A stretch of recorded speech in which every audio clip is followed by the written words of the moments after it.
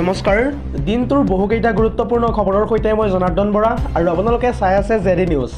আজিৰ আমাৰ প্ৰথমটো খবৰে হৈছে এটা গুৰুত্বপূৰ্ণ খবৰ, কিয়নো চলিত বছৰৰ পঞ্চায়ত নিৰ্বাচনত ভাৰতীয় জনতা পাৰ্টিৰ ভয়ংকৰ ধুমুহা উচন হোৱাৰ দিশে লাহে লাহে গতি কৰিছে কংগ্ৰেছে। এই সন্দৰ্ভত বিতংভাৱে চাওঁ আহক সবিশেষ। পঞ্চায়ত নিৰ্বাচনত এইবাৰ বিজেপিৰ ধুমুহা, উচন হ'ল কংগ্ৰেছ।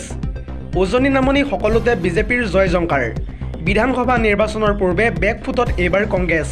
ৰাইজৰ দল আৰু জাতীয় পৰিষদৰ শোচনীয় পৰাজয়। ৩৯৭খন জিলা পৰিষদৰ ভিতৰত ৩০৪খনেই বিজেপিৰ মিত্ৰজোঁটৰ দখলত।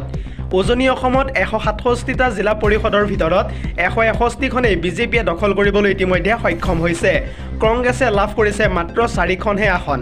আনফালে মধ্য অসমত ৫১টা জিলা পৰিষদৰ ভিতৰত ৩১খনেই বিজেপিয়ে দখল কৰিছে।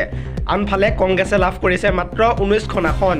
আনফালে উজনি অসমৰ ৭৯৮টা আঞ্চলিক পঞ্চায়তৰ ৬০৯টাই বিজেপিয়ে দখল কৰিছে। আনহাতে কংগ্ৰেছে লাভ কৰিছে মাত্ৰ ৪০খনহে আসন। লগতে নামনি অসমৰ ১০৮টা আঞ্চলিক পঞ্চায়তৰ ৮৮টাই বিজেপিয়ে দখল কৰিছে। আনফালে কংগ্ৰেছে লাভ কৰিছে মাত্ৰ ১১খন আসন।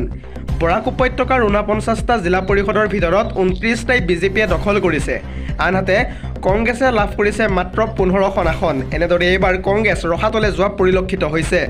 আজিৰ আমাৰ পৰৱৰ্তী খবৰটো হৈছে অপাৰেশ্যন সিন্দুৰত এতিয়ালৈকে নিহত হৈছে প্ৰায় ১০০জন পাকিস্তানী সন্ত্ৰাসবাদী। লগতে ৩৫ৰ পৰা ৪০জন সেনাও নিহত হৈছে ভাৰতৰ প্ৰত্যুত্তৰত। ৯টাকৈ সন্ত্ৰাসবাদীৰ ঘাটি ছাৰখাৰ কৰি দিলে এইবাৰ ভাৰতে। এই সন্দৰ্ভত বিতংভাৱে চাওঁ আহক সবিশেষ। অপাৰেশ্যন সিন্দুৰত নিহত হৈছে ১০০জন পাকিস্তানী সন্ত্ৰাসবাদী। ৩৫ৰ পৰা ৪০জন পাকিস্তানী সেনাও নিহত হৈছে এই ভাৰতৰ প্ৰত্যুত্তৰত। ৭০০তকৈও অধিক ড্ৰোনেৰে আক্ৰমণ কৰিছিল পাকিস্তানে। অপাৰেশ্যন সিন্দুৰত সেনাই ধ্বংস কৰে ৯টাকৈ সন্ত্ৰাসবাদীৰ ঘাটি। ইয়াৰে ৫টা ঘাটি আছিল পাকিস্তানৰ অধিকৃত কাশ্মীৰত। আনফালে ৪টা সন্ত্ৰাসবাদীৰ ঘাটি আছিল পাকিস্তানত। ভাৰতে ৫টাকৈ পাকিস্তানী বায়ুসেনাৰ ঠিকনাক লক্ষ্য কৰি লৈছিল। পহলগাম প্ৰতিশোধ নিখুঁতভাৱে দিয়া হৈছে এইবাৰ পাকিস্তানক। অপাৰেশ্যন সিন্দুৰক লৈ স্থলসেনা, বায়ুসেনা আৰু নৌসেনা বিষয়াৰ মাজত এখন বিশেষ সংবাদমেল ইতিমধ্যে সম্বোধন কৰা হৈছে।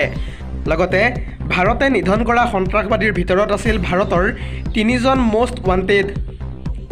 অপাৰেশ্যন সিন্দুৰত নিহত হৈছে ইউছুফ আজাহাৰ, আব্দুল মালিক ৰৌফ আৰু মুদাছিৰ আহমেদ। IC-814 হাইজেক আৰু পুলৱামা কাণ্ডৰ লগত জড়িত আছিল সেই সন্ত্ৰাসবাদীকেইটা।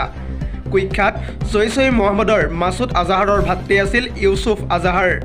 আজিৰ আমাৰ পৰৱৰ্তী খবৰটো হৈছে আন এটা বহুতেই বেছি লজ্জাজনক খবৰ, কিয়নো এইবাৰ অবৈধ প্ৰেমৰ ভয়ংকৰ পৰিণতি।